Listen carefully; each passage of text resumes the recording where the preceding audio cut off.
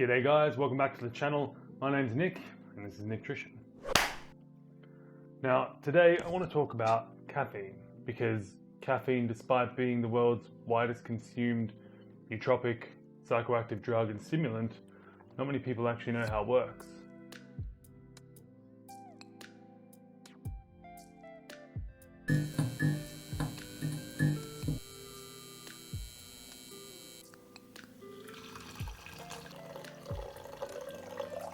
But before we go into how caffeine works in the brain and how it stops you feeling sleepy, we kind of need to know how you start feeling sleepy in the first place.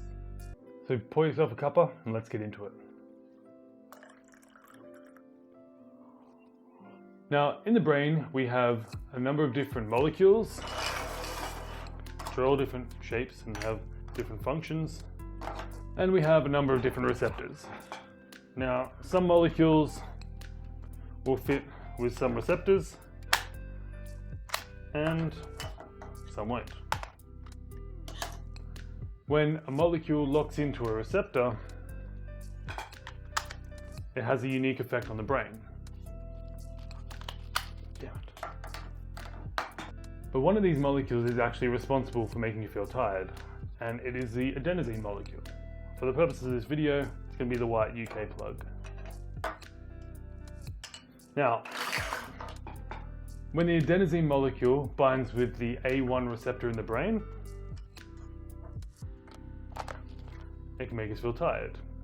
Adenosine itself is primarily produced during physical work or really hard brain use, and therefore during the day the levels of adenosine in the bloodstream rise, and the more adenosine molecules that are making contact with the A1 receptor. And then you feel tired, you fall asleep. While you're sleeping, the body metabolizes the adenosine and you wake up in the morning mostly not tired. Some people wake up, there's still a little bit there. Now this isn't really pertinent to this video, but adenosine can also bind with the A2A receptor and can interfere with the release of mood improving neurotransmitters such as dopamine.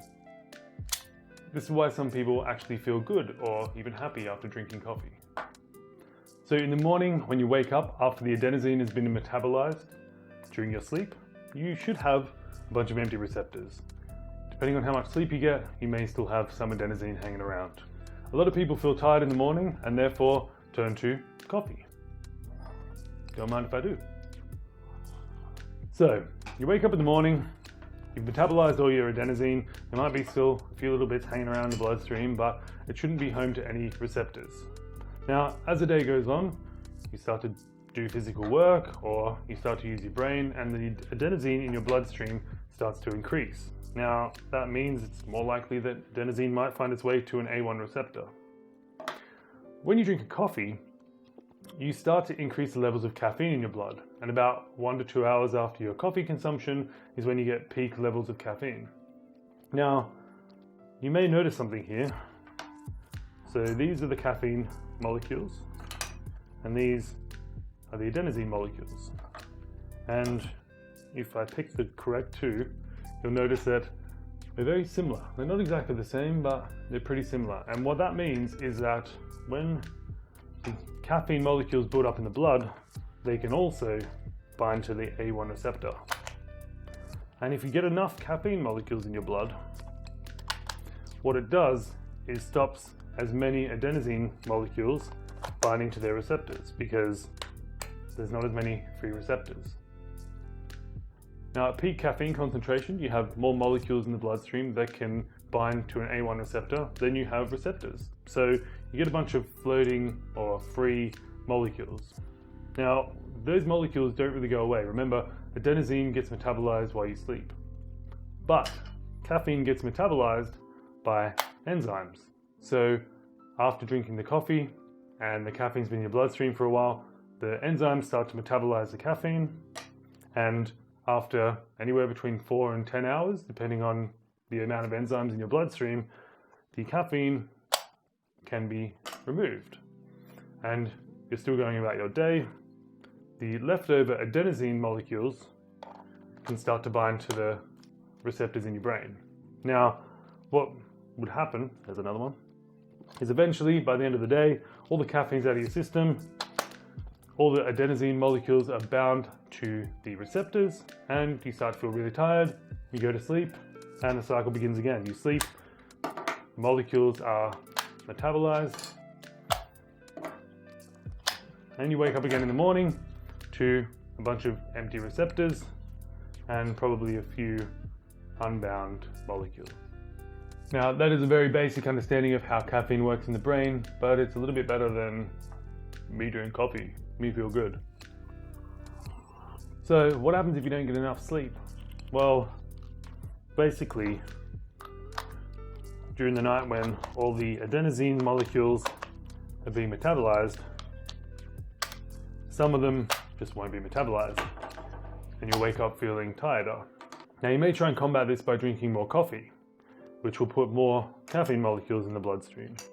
But you also already have more adenosine molecules in the bloodstream because you didn't metabolize them all overnight. And what happens is you have more competition for the A1 receptor than if you just got enough sleep. So the extra coffee may not actually result in more awakeness. It's the same as before. Then once you metabolize the caffeine, you already have lots and lots of adenosine molecules in the bloodstream, and you'll get tireder quicker at the end of the day. Now, if you're not getting enough sleep to metabolize all of the adenosine molecules, you can actually combat it during the day with a nap. So as you go through the day, more molecules bind with the receptors, but when you nap, just like when you sleep at night, adenosine molecules are metabolized. And a longish nap in the day may actually combat the lack of sleep during the night.